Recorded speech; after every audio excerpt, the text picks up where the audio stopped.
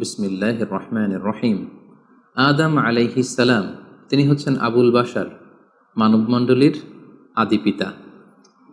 তিনি পৃথিবীর প্রথম মানুষ এবং প্রথম নবী।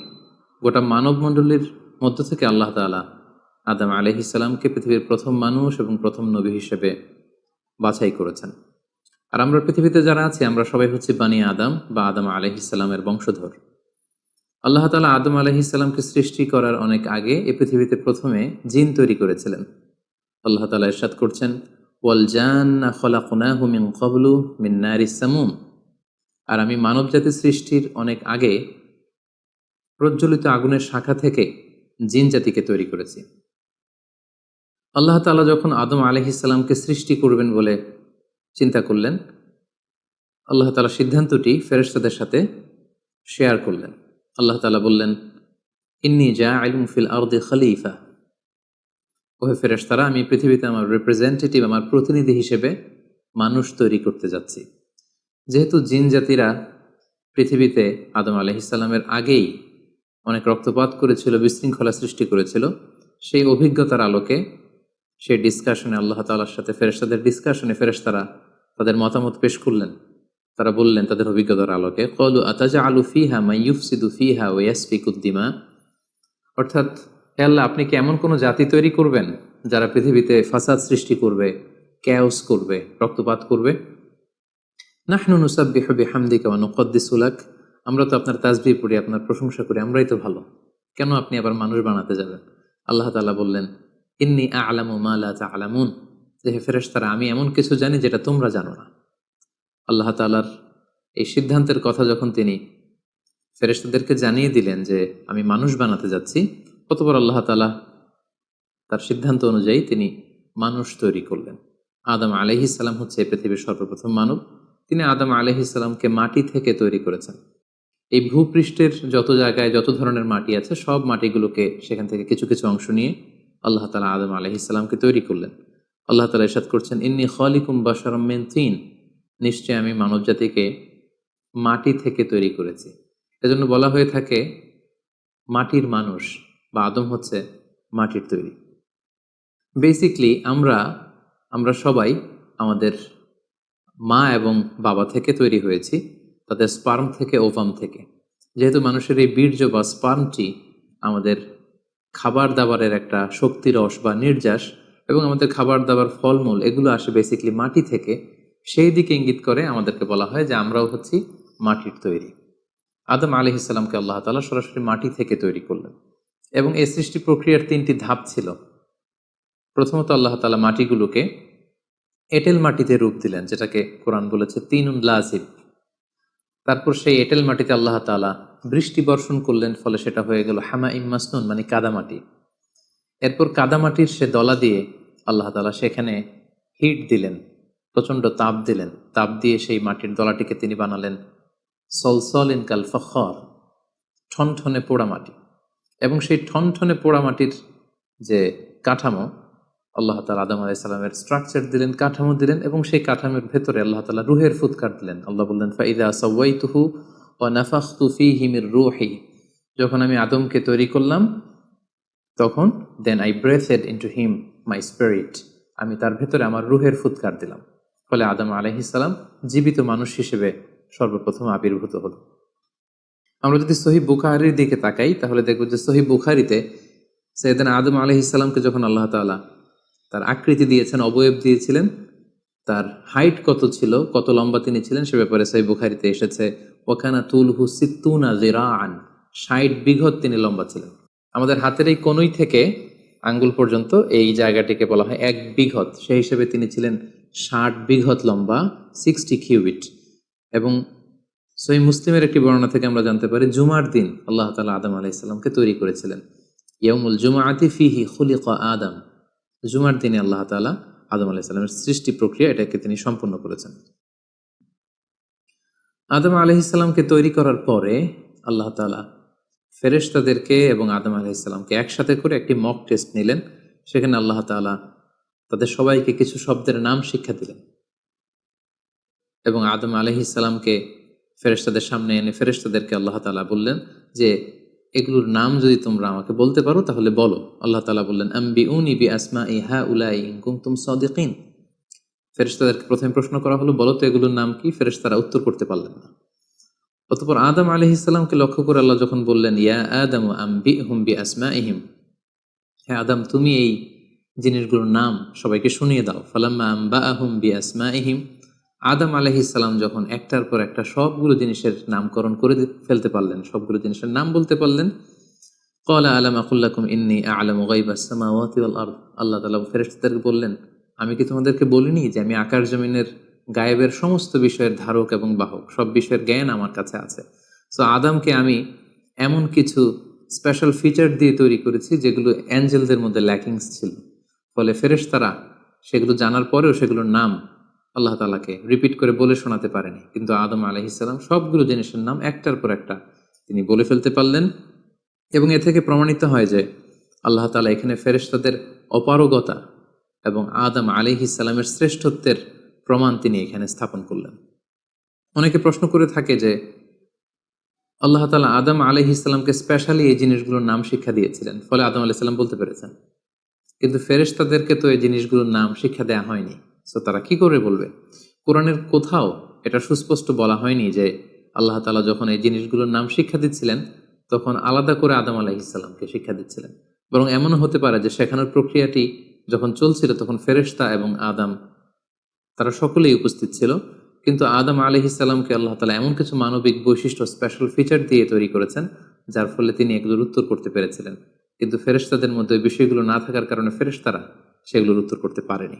ফেরেশতাদের সামনে আদম আলাইহিস সালামের শ্রেষ্ঠত্বের প্রমাণ হওয়ার পরে আল্লাহ তাআলা সকল ফেরেশতাদেরকে আদেশ করলেন যে তোমরা আদম আলাইহিস সালামকে একটা সম্মানসূচক সেজদা দাও, যেটাকে অনারারি প্রোস্ট্রেশন বলে। আল্লাহ তাআলা বললেন, উসজুদু লি আদম ফাসাজাদু ইল্লা ইবলিস আবা ওয়াস্তাকবারা ওয়া কানা মিনাল কাফিরিন। আল্লাহ তাআলা আদেশ দেওয়ার সাথে সাথেই সকল ফেরেশতারা সেজদা দিল। আসলে এই সেজদাটা কেমন ছিল আমরা জানি না। আমরা সাধারণত রুকু করলে we just bow down our head just little bit, আমরা আমাদের মাথা একটু নিচু করি। আমরা যখন সেজদা দেই আমরা আমাদের কপাল মাটিতে ছুঁয়ে দেই, এটা হচ্ছে আমাদের সেজদা। কিন্তু ফেরেশতাদের সেজদা আসলে আদতে কেমন ছিল আমরা জানি না। এজন্য ফেরেশতাদের কোনো বিষয়, জিনদের কোনো বিষয়, এটা যদি আমরা আমাদের মতো করে কল্পনা করি এটা ভুল হবে। বরং যেভাবে সেজদা দেওয়ার দরকার ছিল ফেরেশতারা ঠিক সেভাবেই আদম আলাইহিস সালামকে সেজদা দিয়েছেন। কিন্তু এই সেজদাটি এবাদতের সেজদা নয়, কারণ এবাদত হিসেবে সেজদা দেওয়া যাবে শুধুমাত্র কেবলমাত্র আল্লাহ তাআলাকে। এই সেজদাটি ছিল সম্মানসূচক সেজদা, অনারারি প্রোস্ট্রেশন। ফাসাজাদু ইল্লা ইবলিস, আল্লাহ তাআলা আদেশ দেওয়ার সাথে সাথে সকল ফেরেশতারা সেজদা দিল, ইবলিস ছাড়া। আবা ওয়াস্তাকবারা ওয়া কানা মিনাল কাফিরিন, সে সেজদা দিতে অস্বীকৃতি জানালো, ফলে সে কাফেরদের অন্তর্ভুক্ত হয়ে গেল। এখন প্রশ্ন হচ্ছে, হু ইজ দিস ইবলিস? ইবলিস কে? এতক্ষণ পর্যন্ত আমরা আল্লাহ তাআলার সাথে ফেরেশতাদের ডিসকাশন, শেয়ারিং শুনেছি। আদম আলাইহিস সালামকে হঠাৎ করে সৃষ্টি করলেন, কিন্তু নাও এ নিউ ক্যারেক্টার অ্যাপিয়ার্ড, নতুন একটি ক্যারেক্টার চলে এসেছে, সেটা হচ্ছে ইবলিস। ইবলিস হচ্ছে এক মহাজ্ঞানী সত্তা, যে হচ্ছে কানা মিনাল জিন। কোরআন আমাদেরকে কনফার্ম করেছে, কানা মিনাল জিন্নি ফাফাসাকা আন আমরি রাব্বি। ইবলিস বা শয়তান বেসিক্যালি জিন জাতির অন্তর্গত। আমরা আমাদের আদম আলাইহিস সালামের আলোচনার শুরুতেই বলেছি যে আল্লাহ তাআলা মানব সৃষ্টির আগে এই পৃথিবীতে জিন তৈরি করেছিলেন। ইবলিস হচ্ছে সেই জিনের অন্তর্গত। সে এবাদতে এত বেশি পরিশ্রমী ছিল, সে বেশি বেশি আবাদত করতে করতে আল্লাহ তাআলার প্রিয় সত্তায়, প্রিয় ভাজনে পরিণত হয়েছে। ফলে আল্লাহ তাআলা তার স্ট্যাটাসকে অনেক হাই করে দিয়েছেন এবং ফেরেশতাদের সাথে থাকবার সুযোগ করে দিয়েছিলেন। তাকে আল্লাহ তাআলা এতটাই সম্মান দিয়েছিলেন, সে চাইলেই আল্লাহ তাআলার সাথে সরাসরি কথা বলতে পারত। কিন্তু আল্লাহ তাআলা যখন আদম আলাইহিস সালামকে সেজদা দেওয়ার আদেশ করলেন, সবাই সেজদা দিল, ইবলিস ছাড়া। আল্লাহ তাআলা এ পর্যায়ে ইবলিসকে জিজ্ঞেস করলেন, মা মানাআকা আল্লা তাসজুদা ইয আমারতুক, হে ইবলিস, কিসে তোমাকে বাধা দিল সেজদা দিতে? কেন তুমি সেজদা দিলে না? সবাই যেখানে সেজদা দিল, তুমি কেন সেজদা দিলে না? ইবলিস তখন উত্তরে বলল, আনা খায়রুম মিনহু খলাকতানি মিন নার ওয়া খলাকতাহু মিন তিন। আমি আদমের চাইতে শ্রেষ্ঠ। সে আল্লাহর সাথে আর্গুমেন্ট দিতে শুরু করলো, লজিক দিতে শুরু করলো। সে যদি অন্তত এতটুকু বলতো যে আল্লাহ আপনি কেন আমাকে সেজদা দিতে বল, আমি এটার সিগনিফিকেন্স, এটার কারণ জানতে চাই, অথবা আল্লাহ আমি ভুল করে ফেলেছি, আপনি আমাকে ক্ষমা করুন, এর কোনোটাই না করে সে আল্লাহর সাথে আর্গুমেন্ট দিতে লাগলো। আর্গুমেন্টেটিভ একটা অ্যাটিটিউড তার মধ্যে গ্রো করলো। সে বলল, খলাকতানি মিন নার ওয়া খলাকতাহু মিন তিন। আপনি আমাকে সৃষ্টি করেছেন আগুন থেকে, আদমকে সৃষ্টি করেছেন মাটি থেকে। আগুন হচ্ছে ঊর্ধ্বমুখী, আগুনের লেলিহান শিখা দাউ দাউ করে উপরের দিকে উঠতে থাকে, আর মাটির চাকা ঢিলা, ছেড়ে দিলে নিচে পড়ে যায়। সো ঊর্ধ্বমুখী কোনো জিনিস তো নিম্নমুখী কোনো জিনিসের কাছে নত হতে পারে না, আমি কেন সেজদা দেব? সে যখন আল্লাহ তাআলার কাছে এইভাবে যুক্তিতর্ক স্থাপন করলো, আল্লাহ তাআলা তার র্যাঙ্কিংকে নষ্ট করে দিলেন। আল্লাহ বললেন যে তুমি বিতাড়িত, অভিশপ্ত, লাঞ্ছিত এবং ধিক্কৃত। আল্লাহ তাআলা তার যে হাই র্যাঙ্ক এবং স্ট্যাটাস, সেই পদমর্যাদা, তাকে পদমর্যাদাচ্যুত করা হলো। ফলে সে তার আগের অবস্থানে আর থাকলো না। সে আল্লাহ তাআলাকে এবার বলতে আরম্ভ করলো, ক্বাল আনজিরনি ইলা ইয়াউমি ইউবআসুন। হে আল্লাহ, এত বছর আমি ইবাদত করার পরে আপনার প্রিয় ভাজন হলাম, কিন্তু শুধু আদমকে সম্মানসূচক সেজদা প্রদর্শন না করার কারণে আপনি আমার স্ট্যাটাসকে নামিয়ে দিলেন, আপনি আমাকে ধিক্কৃত, অভিশপ্ত বলে ঘোষণা করলেন। তাহলে আমি আপনার কাছে একটা জিনিস চাই, সেটা হচ্ছে আনজিরনি ইলা ইয়াউমি ইউবআসুন। আপনি আমাকে কিয়ামত পর্যন্ত হায়াত দিন, যাতে আমি কিয়ামত পর্যন্ত বেঁচে থাকতে পারি। এবং সে শুধু আল্লাহর সাথে আর্গুমেন্ট দিয়েই ক্ষান্ত হয়নি, সে এ পর্যায়ে আল্লাহ তাআলাকে চ্যালেঞ্জ ছুড়ে দিল। বেসিকলি, যদিও ইবলিস এত এত ইবাদত করে আল্লাহ তাআলার প্রিয় হয়েছিল, ফেরেশতাদের পর্যায়ে চলে গিয়েছিল, আল্লাহ তাআলা তার সাথে ডিরেক্টলি কথা বলতো, কিন্তু ইবলিসের ভেতরে একটা সুপ্ত অহমিকা বোধ ছিল। আল্লাহ তাআলা চেয়েছেন এই ইনসিডেন্টের মধ্য দিয়ে সেই সুপ্ত অহমিকা বোধটা প্রকাশ করে দিতে। ইবলিস ভাবতো যে কেউ আমাকে ছাড়িয়ে যেতে পারবে না, আমি সবার চাইতে শ্রেষ্ঠ। সে বলেছিল, আনা খাইরুম মিনহু, আমি তার চেয়ে শ্রেষ্ঠ। তার ভেতরে যে সুপ্ত অহমিকা বোধ, এই যে অ্যারোগ্যান্স, এই যে ইগোইস্টিক সমস্যা, আল্লাহ তাআলা চেয়েছেন এই ঘটনার অবতারণা ঘটিয়ে ইবলিসের ভেতরকার এই অহমিকা বোধকে প্রকাশ করে দিতে, এবং সেটাই ঘটেছে। এবার সে আল্লাহ তাআলাকে চ্যালেঞ্জ দিয়ে বলল যে, আল্লাহ, আপনি আমাকে কিয়ামত পর্যন্ত হায়াত দিন। লা আকউদান্না লাহুম সিরাতাকাল মুস্তাকিম। আপনার এই আদম সন্তান, বনি আদমের যারা পৃথিবীতে আসবে, তারা কি করে জান্নাতে যায় সেটা আমি দেখে নেব। আমি সিরাতুল মুস্তাকিমের সামনে বসে থাকবো, যাতে করে তারা সরল সঠিক পথ পেতে না পারে, তারা যাতে সত্যের পথে থাকতে না পারে। আমি তাদেরকে সুম্মা লাআতিয়ান্নাহুম মিন বাইনি আইদিহিম ওয়া মিন খালফিহিম ওয়া আন আইমানিহিম ওয়া আন শামাইলিহিম, সামনে থেকে, পেছন থেকে, ডান দিক দিয়ে, বাঁ দিক দিয়ে, সব দিক দিয়ে আমি তাদেরকে কুমন্ত্রণা দিব, ধোঁকা দিব, টেম্পটেশন দিব, হুইসপারিং করব। ওয়ালা তাজিদু আকসারাহুম শাকিরিন। আপনি তাদেরকে শুকরগুজার, কৃতজ্ঞ বান্দাদের অন্তর্ভুক্ত পাবেন না। আল্লাহ তাআলা বললেন, লামান তাবিআকা মিনহুম লাআমলাআন্না জাহান্নামা মিনকুম আজমাইন। তুমি আমাকে চ্যালেঞ্জ দিচ্ছ, ঠিক আছে, আমিও তোমার চ্যালেঞ্জ নিলাম, চ্যালেঞ্জ অ্যাকসেপ্টেড। তোমাকে এবং তোমাকে যারা ফলো করবে, ফলোয়ারদেরকে, তাদের সবাইকে দিয়ে আমি জাহান্নামকে পরিপূর্ণ করব। আল্লাহ তাআলা ইবলিসকে কিয়ামত পর্যন্ত হায়াত দিলেন, তার চ্যালেঞ্জ গ্রহণ করলেন, এবং ইবলিসও তার মিশন এবং ভিশন ফিক্স করে নিল যে যে আদমের কারণে আজকে আমি এতটা ধিক্কৃত, অভিশপ্ত, লাঞ্ছিত, সে আদমকে এবং সে আদমের সন্তানদেরকে, বনি আদমকে আমি জাহান্নামে ঢুকানোর আগ পর্যন্ত ক্ষান্ত হব না। এবং আল্লাহ রাসূল সাল্লাল্লাহু আলাইহি ওয়াসাল্লাম বললেন যে, ইন্না শাইতানা ইয়াজরি মিনাল ইনসানি মাজরাদ দাম। মানুষের রক্ত প্রবাহের সাথে ইবলিস মিশে যেতে পারে, সেখানে যেয়ে সে কুমন্ত্রণা দিতে পারে। সেই ঘটনার পর থেকে আল্লাহ তাআলার সৃষ্টির, দুইটি শক্তিশালী সৃষ্টির মধ্যে তৈরি হয়ে গেল চিরশত্রুতা, চিরবিদ্বেষ, চিরদ্বন্দ্ব, শয়তান আর বনি আদম। আদম আলাইহিস সালামকে যখন সেজদা করতে বলা হলো, সবাই সেজদা করলো, কিন্তু ইবলিস সেজদা করলো না। এই ঘটনার পর আদম আলাইহিস সালাম কেমন যেন একটু একাকিত্ব এবং অস্থিরতা ফিল করতে লাগলেন, লোনলিনেস। কারণ তার কোনো সাথী নেই, সঙ্গী নেই, প্রতিবেশী নেই, বন্ধু নেই, বান্ধব নেই, কেউ নেই। মানুষ হিসেবে তিনি কেবল একা, বড়ই একা।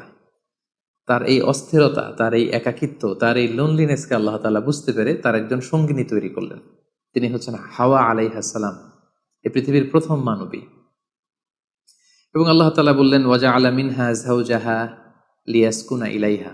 আল্লাহ তাআলা তার থেকেই তার একজন সাথী, তার সঙ্গিনী তৈরি করলেন, যার সান্নিধ্যে যে স্থির হতে পারে, সে প্রশান্তি পেতে পারে। অন্যত্র আল্লাহ তাআলা বলছেন, খালাকা মিনহা যাওজাহা ওয়া বাসসা মিনহুমা রিজালান কাসীরাও ওয়া নিসাআ। আল্লাহ তাআলা আদমের মধ্য থেকেই তার সাথীকে বা তার জোড়াকে অর্থাৎ হাওয়াকে তিনি তৈরি করলেন এবং এই আদম আর হাওয়া থেকে গোটা বিশ্বের সকল মানব মণ্ডলীকে তিনি তৈরি করেছেন। আদম আলাইহিস সালামের কোন জায়গা থেকে হাওয়া আলাইহিস সালামকে তৈরি করা হয়েছে? সহিহ বুখারীতে এসেছে খুলিকনা মিন তিলা, পাঁজরের হাড় থেকে। আদম আলাইহিস সালামের বাম পাঁজরের উপর দিকের বাঁকা হাড় থেকে আল্লাহ তাআলা হাওয়া আলাইহিস সালামকে তৈরি করেছেন।